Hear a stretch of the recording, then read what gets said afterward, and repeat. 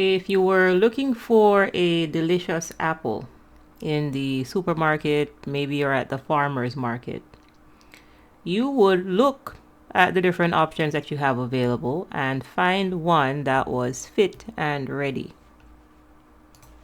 For example, if you saw that some of the apples were unripened, you probably wouldn't want them because nobody really wants unripened fruits. Unripened fruits oftentimes are really not fit for consumption. Because if you encountered an unripened fruit, then something went wrong. Something went wrong, maybe the farmer didn't water the plant, maybe the plant didn't get enough sunlight.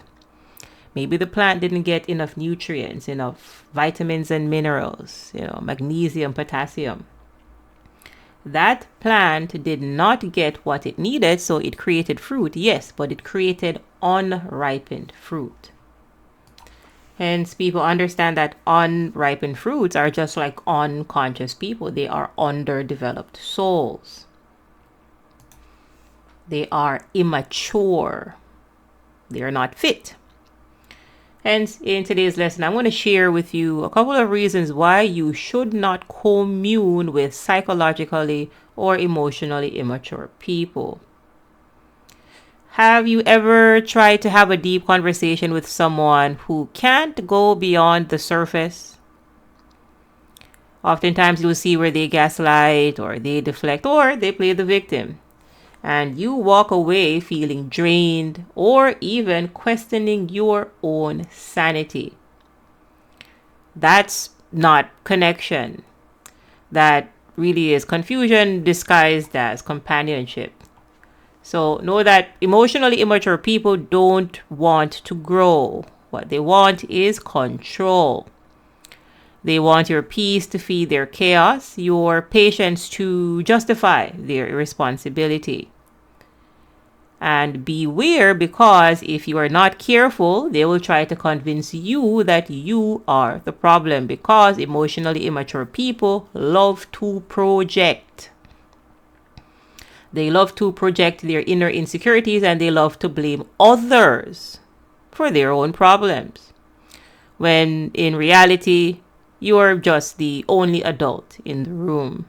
Hi everyone, Shika here with NarcDojo, and here we talk about pathological narcissism, self-mastery, and raising your awareness so that you can identify and avoid toxic personalities.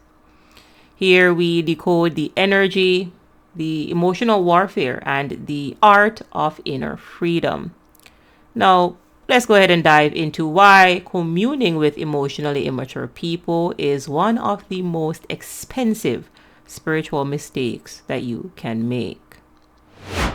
First, emotionally immature people can't meet you where you are because you are coming from two different dimensions. Think of it like this. It's like trying to play chess with someone who only knows how to flip the board when they're losing. You won't have progress, but you will get drama. Understand that emotionally immature people are stuck in survival mode. They are stuck at the bottom of the consciousness ladder. For them, everything is about them, their feelings, their needs, and their comfort.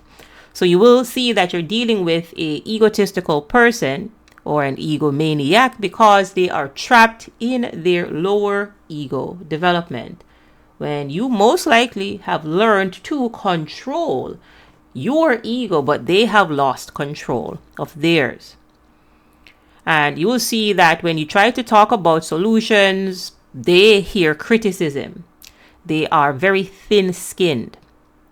Or you will see that when you offer wisdom, they'll oftentimes feel attacked. And this is because emotionally immature people live from their reptilian brain.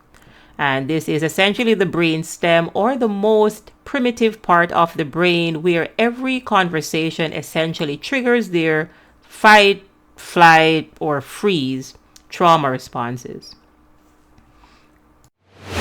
Next, Let's talk about how they drain your energy and sabotage your growth. Understand that emotionally immature people can truly celebrate your wins. What you will see is that they will resent them, and you will eventually detect that they are jealous or even envious of your success. This is because your growth reminds them of what they are refusing to face within themselves, because emotionally immature people do not like to self-reflect. What they prefer is projection. They prefer to blame others, and they must blame others from the level of consciousness that they operate at. So think of this like trying to climb a mountain while someone keeps tugging at your ankle saying, "Don't go too high. I can't breathe up there." People, that is not love. That is spiritual suffocation. As Carl Jung said, until you make the unconscious conscious, it will direct your life and you will call it fate. Know that psychologically immature people live unconsciously, and you being around them drags you back into that same fog, because they are lowering your vibration, because life is spiritual and water must meet its own level. Hence, if you are operating at a high frequency and somebody else is operating at a low frequency and they are unable to elevate, then your vibration must lower. You now must lower your standards. And this is how psychologically immature people drag you into their drama, chaos, and psychological manipulation. This is essentially you getting trapped in the 3D. On the Map of Consciousness by Dr. David R. Hawkins, emotionally immature people operate in the lower frequencies. They operate in the frequencies of shame and fear and anger, desire and pride. So everything is ego-based. They have a ego-based disorder. Hence, you will see power struggles, blame, and denial. They are essentially addicted to conflict because chaos is their comfort zone. Chaos is familiar to them. But you see, when you rise into courage, love, peace, and acceptance, they can follow you because they cannot let go of their pride. Your calm exposes their storm, and your healing actually threatens their illusion of control. You cannot meditate people in a hurricane. This is why you have to step out of these toxic cycles. Next, let's talk about how psychologically immature people confuse intensity with intimacy. They think that arguing equals passion, or chaos equals connection, or even that emotional turbulence equals love.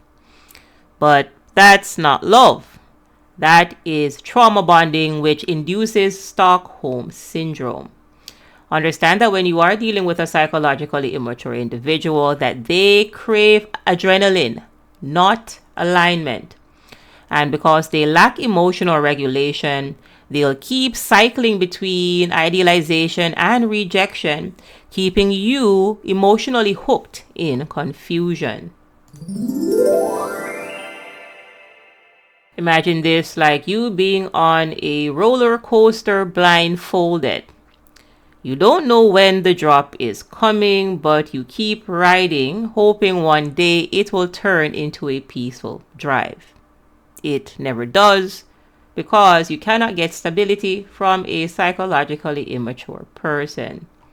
So people understand that at the end of the day, you cannot heal with people who enjoy being broken.